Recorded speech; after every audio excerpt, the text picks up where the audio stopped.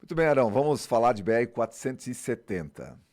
Odair, muito preocupante a situação da nossa BR-470, esse momento que nós estamos vivendo. Ontem à noite, mais um grave acidente ali no município de Apiúna, um óbito de um jovem ali da própria cidade.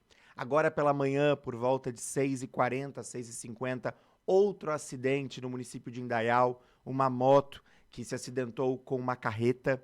É muito grave o que está acontecendo na nossa BR-470. No ano passado, foram mais de 100 óbitos na rodovia. Foram mais de mil acidentes com vítimas feridas. Nós precisamos colocar isso na mesa. Nós precisamos discutir primeiro a imprudência. Nós sabemos que grande parte desses acidentes são causados por imprudência. Segundo ponto, sinalização. O BR-470 precisa melhorar muito em relação à sinalização. E, com certeza, o terceiro ponto diz respeito à duplicação da nossa rodovia, algo que a gente fala há tanto tempo, mas que às vezes a gente deixa de falar. Só que nós temos um outro trecho ainda pela frente que só em estudo está, ou seja, muito distante ainda de projeto, mais distante ainda de obras. Cerca de 80%, 85% da duplicação está concluído entre Navegantes e o município de Indaial. Existe uma expectativa de que a obra será finalizada no ano de 2027. Acho pouco provável, porque aquele trecho em Blumenau ali é um trecho que depende de muitas desapropriações, é um trecho muito complexo para concluir, para executar, na verdade. E depois ainda nós temos todo o projeto de Indaial até a Serra Catarinense. A BR-470 precisa, sim, ser uma bandeira em que nós vamos reforçar o tempo todo, porque ela tem tirado muitas vidas e ela está cada dia mais perigosa. Perigosa principalmente pela imprudência. É evidente que nós precisamos cobrar do governo mais investimentos. É evidente que nós precisamos cobrar do governo a duplicação, a sinalização, mas nós também precisamos assumir a nossa responsabilidade enquanto motoristas.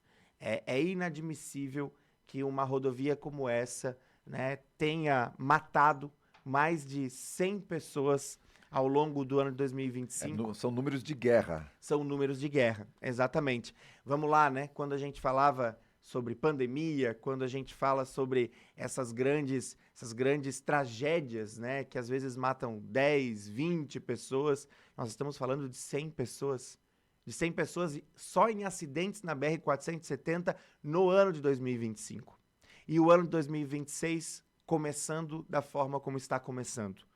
Um acidente atrás do outro. E principalmente nesse trecho, né, Arão? Eu também já comentei várias vezes, cada vez que acontece um acidente por ali, porque hoje a gente tem o trecho duplicado, que ameniza mesmo com a imprudência dos motoristas, ameniza, porque o trecho duplicado fica mais seguro, e tem esse trecho entre Indaial e Blumenau que está em obras, ou seja, ali o trânsito flui lentamente. E aí sobra esse trecho entre Indaial e Apiúna, né, que tem sido o trecho mais crítico, mais violento aí da rodovia.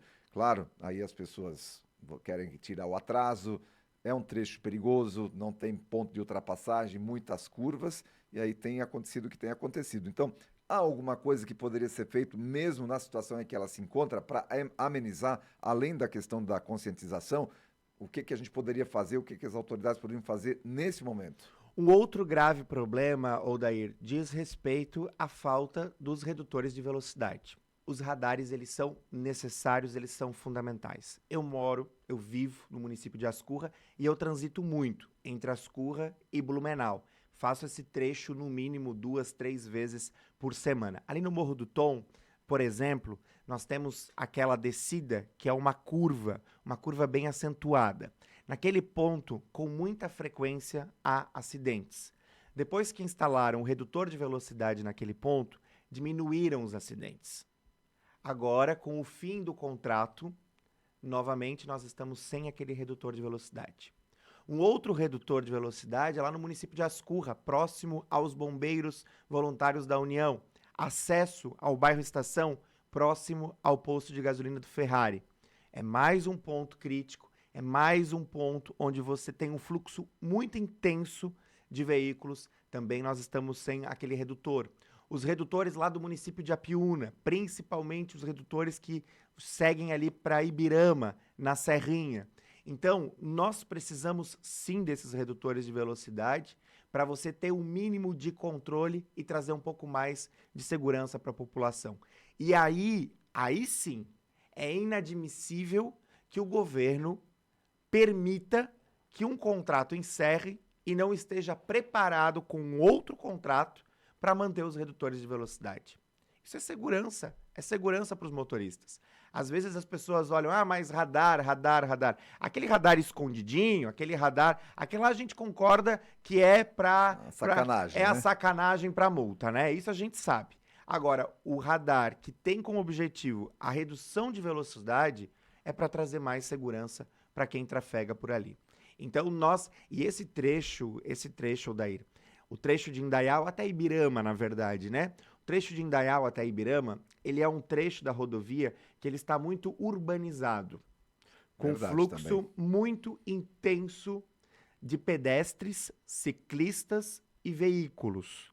Então, isso acaba agravando ainda mais a situação. E aí vem os caminhões, o transporte que passa por ali ligando a Serra Catarinense aqui com o litoral.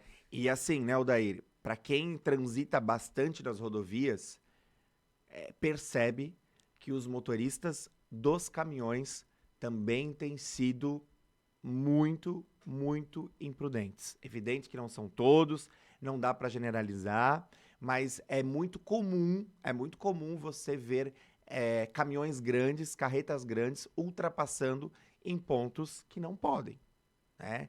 Então, vamos lá, a gente precisa juntar tudo isso, né? Acho que é fazer um combinado, fazer um grande combinado em que o governo não pode permitir que um contrato encerre sem ter outra licitação preparada para os redutores de velocidade.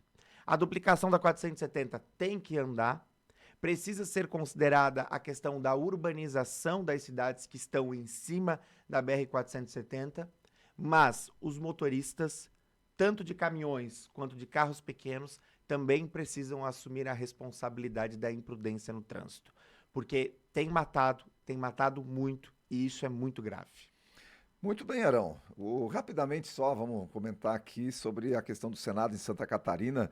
A gente tem um ingrediente novo aí, que é o senador Jorge Seife, que tem um julgamento marcado aí para os próximos dias, e poderia ser até, caso ele seja impedido, poderia ser uma terceira vaga para Santa Catarina nas próximas eleições. Esse movimento, ele tem chamado muita atenção nos bastidores da política catarinense. Nos últimos dias, agora, só se fala disso, né? Porque, de fato, a gente sabe que o mandato do senador Jorge Seife tem sido discutido na Justiça há algum tempo, né? Mas vai e volta. E agora, agendado, então, para a decisão aí para a próxima semana, no dia 5 de fevereiro, inicia a votação. O que isso significa? Significa que nós estamos a pouco mais de 6 meses das eleições de 2026.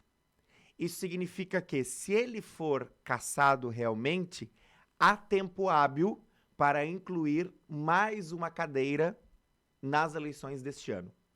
Então, você terá tempo, né? Você terá tempo de incluir essa cadeira na eleição desse ano sem a necessidade de depois fazer uma eleição complementar. E isso mexe completamente com o tabuleiro, porque você tem mais uma cadeira para colocar na mesa nas articulações das coligações.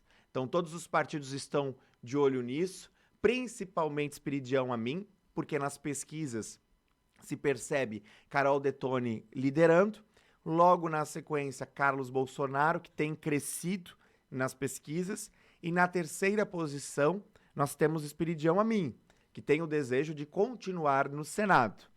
Então Amin já começa também a olhar com olhos de torcida para a cadeira de Jorge Seife. Mas nós não podemos esquecer de João Rodrigues. Por quê? João Rodrigues, a princípio, é pré-candidato a governador. mas sempre se falou muito sobre João Rodrigues ser candidato ao Senado, até por conta das suas pautas e porque Gilberto Kassab, que é o presidente nacional do PSD, tem como objetivo principal para as eleições de 2026 ampliar a sua presença, a presença do PSD no Senado Federal. Então pode ser que João Rodrigues também se interesse por essa terceira cadeira e aí, por que não conversar com Jorginho Melo? Porque no momento a turma briga, no outro ela se une. Isso é política, esse é o jogo do tabuleiro, é assim, sempre foi assim, sempre será assim. Muito bem, Arão. Até amanhã, então, com o Combinado do Arão. Um abraço para todos, até amanhã.